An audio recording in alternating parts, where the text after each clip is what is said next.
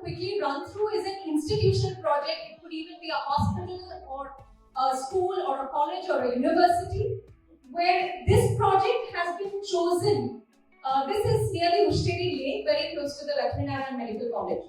And this project that I built is across 5 acres, and it has been chosen as the most sustainable campus of India by United Nations. So when I started off, it was a barren land with just a few palmyra trees. It used to look like this in 2005 when I started working on it. And I personally planted around 3,000 trees of various indigenous varieties on the site. And this has been the journey that the land has healed itself. So this was in 2010, 12, 20, 20. So you see, it has changed from being a barren land to really a human-made forest. So 3,000 trees of maybe 50 different species and varieties which we have planted, and it has increased the biodiversity of the entire campus. So today I myself am a birder. So I have spotted more than 17 different types of birds and 34 different types of butterflies and moths in this land because of this, where there was none in 2005. So very interestingly, in this project, 95% of the building material I sourced it from the land itself. So I simply did a topographical survey. The point which was at the lowest contour, I dug out the earth and built the entire 5-acre complex out of that earth. The pit in turn became the reservoir for harvesting all the surface runoff. So here we were showing a closed loop. Sustainability is nothing but closing the loop, right? Where the waste of one process becomes the wealth of the next process. That is sustainability. So the earth became the building, the water falling on the building went back to the earth. So here we have a closed loop of earth and water. So we made, I personally trained more than 450 local unskilled villagers into extremely high level, millimeter precise building skills. So here we are making compressed stabilized earth block. By the way, the entire campus is built with unfired earth. The bricks are not fired. So the earth that we got by digging the foundations, we just sieved that earth and rammed it back again into the foundation. And we had the Pondicherry Engineering College do a test of these foundations, and they told me that this foundation, which was only 3.5 feet in depth, would have taken a 7-story building on it. So this is how strong even earth can be. In the previous project, I was showing different materials, but I want to show that with different local materials, we can actually bring down the carbon footprint drastically.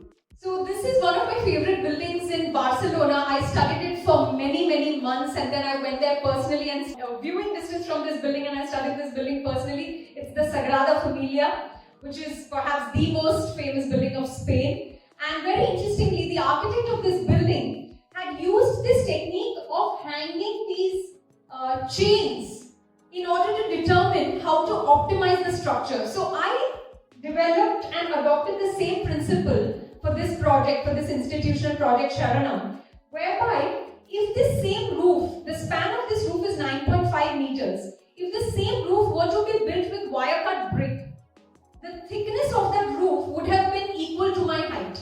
It would have been a 64-inch thick roof going from one end to the other. And can you just guess what is the thickness of the roof here in this photo? 4 inches.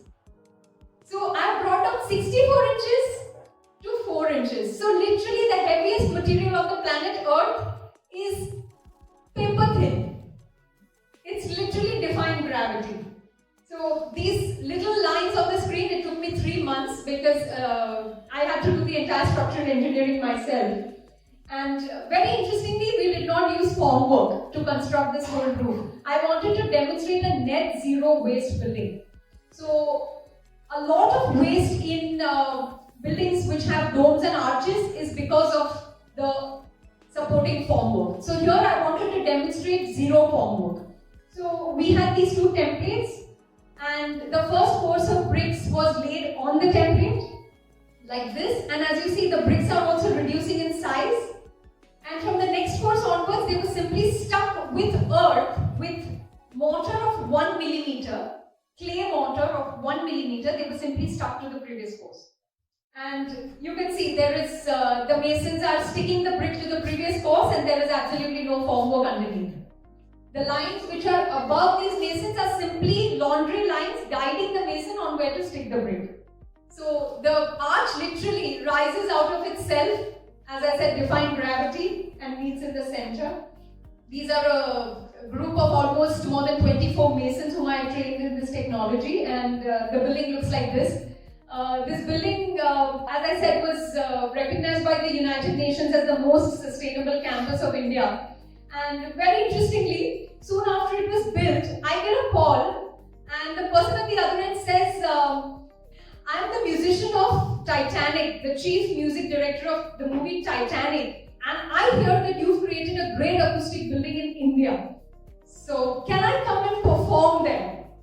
And I knew that the music director of Titanic, Mr. Paul Peabody, used to perform with Michael Jackson. He was the chief violinist for Michael Jackson. So I told him, I said, Paul, I don't have a Michael Jackson audience for you. He said, no, whatever audience you have, I'll come and perform. So he actually flew down from New York to Pondicherry and performed the Titanic track under this building just to understand the acoustics of this building. So this building has been designed acoustically such that it does not require a microphone.